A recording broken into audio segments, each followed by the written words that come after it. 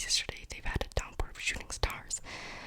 Perhaps people have been celebrating bonfire night early. It's not until next week, folks, but I can promise a wet night tonight. Mr. Dursley sat frozen in his armchair, shooting stars all over Britain. Owls flying by daylight, mysterious people in cloaks all over the place, and a whisper about the Potters. Miss Dursley came into the living room carrying 2 cups of tea. It was no good. He'd have to say something to her. He cleaned his throat nervously. Petunia dear, you haven't heard from your sister lately, have you? As he had expected, Miss Dursley looked shocked and angry. After all, they normally pretended she didn't have a sister. No, she said sharply. Why? Funny stuff on the news, Mr. Dursley mumbled. Owls, shooting stars. There were a lot of funny people looking in town today. So, snapped Mrs. Dursley. Well, I thought maybe it has something to do with, her crowd. Mrs. Dursley slipped on her teeth through pursed lips. Mr. Dursley wondered whether he dared tell her. He'd heard the name Potter. He decided he didn't dare. Instead, he said as casually as he could, their son.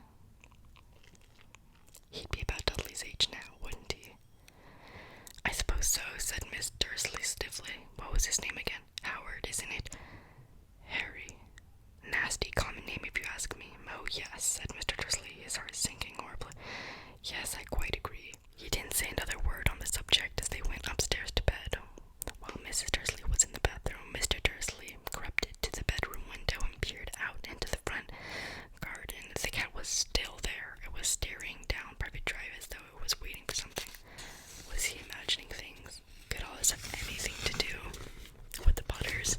If it did, if it got out that they were related to a pair of, well, he didn't think he could bear it. The Dursleys got into bed. Miss Dursley fell asleep quickly, but Mr. Dursley lay awake, turning it all over in his mind. His last comforting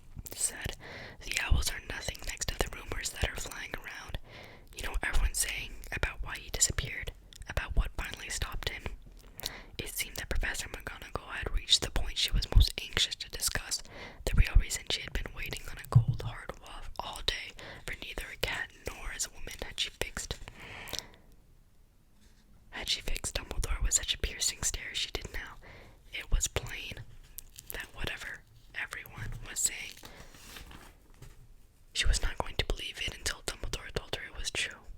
Dumbledore, however, was choosing another lemon drop and did not answer. What they're saying, she pressed on, is that last night Voldemort turned up in Godric's Hollow. He went there to find the Potters. The rumors that Lily and James Potter are that they're dead.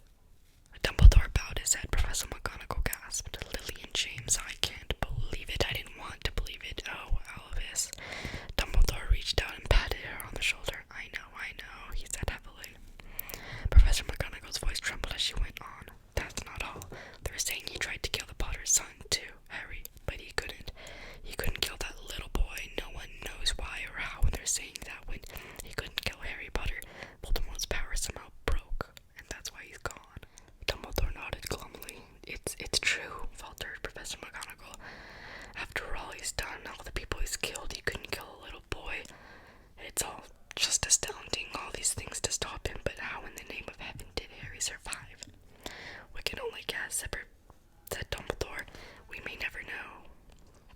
Professor McGonagall pulled out a lace handkerchief and dabbed at her eyes beneath her spectacles. Dumbledore gave a great sniff as he took a golden watch from his pocket and examined it. It was a very odd watch that 12 hands and no numbers. Instead, little planets were moving around the edge. It must have made sense to Dumbledore, though, because he put it back in his pocket and said, Hagrid's late. I suppose it was he who told you I'd be here, by the way. Yes, said Professor McGonagall, and I don't suppose you're going to tell me why you're here, of all places. I've come to bring Harry to his aunt and uncle. They're the only family he has left now. You can't mean the people who live here, cried Professor McGonagall, jumping to her feet and pointing at number 4. Dumbledore, you can't. I've been watching them all day. You couldn't find 2 people who are less like us. And they've got this son. I saw him kicking his mother all the way up the street, screaming for sweets. Harry Potter, come and live here. It's the best place for him, said Professor Dumbledore firmly.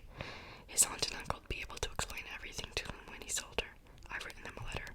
A letter, repeated Professor McGonagall faintly, sitting back down on the wall. Really, Dumbledore, you think you can explain all this in a letter?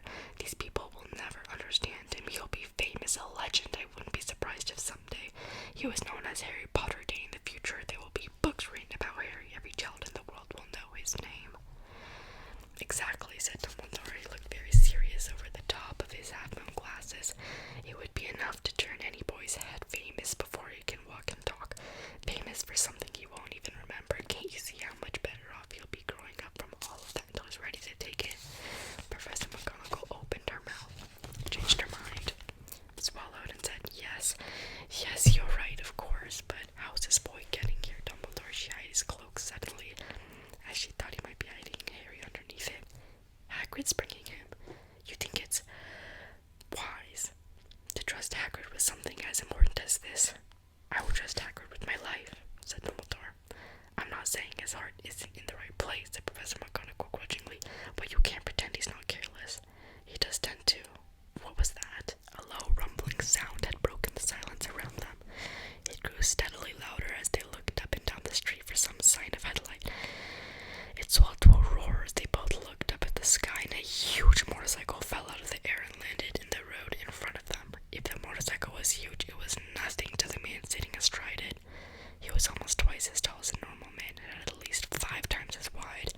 He looked simply too big to be allowed, and so wild, long tangles of bushy black hair and beard hid most of his face. He had hands the size of trash can lids, and his feet in their leather boots were like baby dolphins. In his vast muscular arms he was holding a bundle of blankets.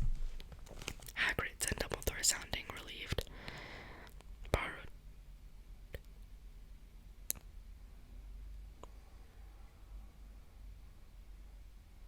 At last, and where did you get that motorcycle? Borrowed it, Professor Dumbledore, sir, said the giant, climbing carefully off the motorcycle as he spoke. Young Sirius Black lent it to me. I've got him, sir. No problems were there? No, sir. House was almost destroyed. But I got him out all right before the muggles started swarming around. He fell asleep as we was flying over Bristol. Dumbledore and Professor McGonagall bent forward over the bundle of blankets. Inside, just visible, was a baby boy, fast asleep under a tuft of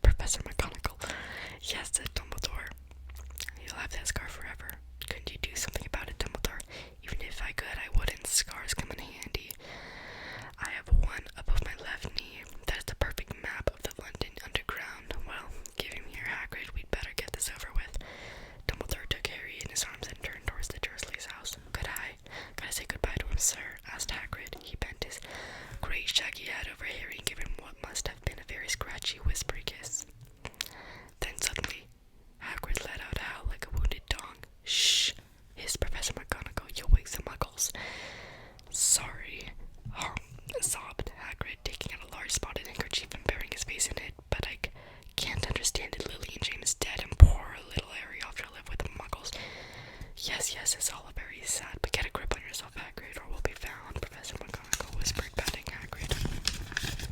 Gingerly on the arm as Dumbledore stepped over the low garden wall and walked to the front door.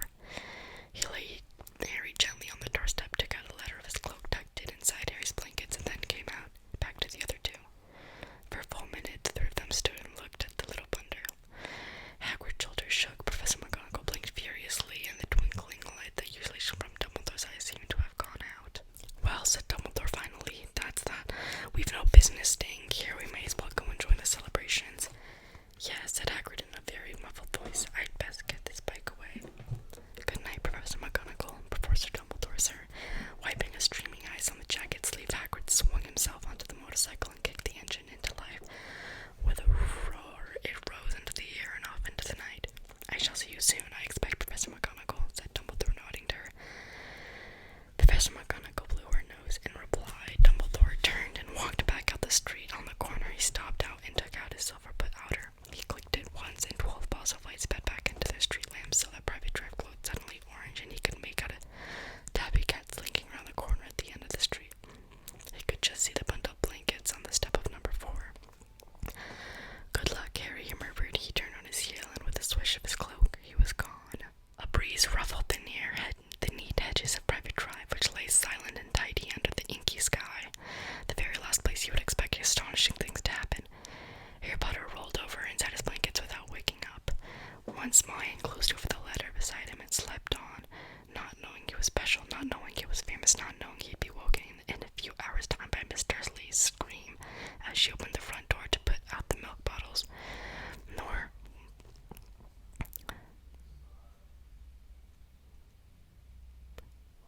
that he would spend the next few weeks being prodded and pinched by his cousin Dudley. He couldn't know that at this very moment people meeting in secret all over the country were holding to their glasses and saying in hushed voices, to Harry Potter, the boy who lived. Okay, everyone, that was the end of the first chapter of Harry Potter and the Sorcerer's Stone. Sorry if I messed some stuff up. It was quite the long read for one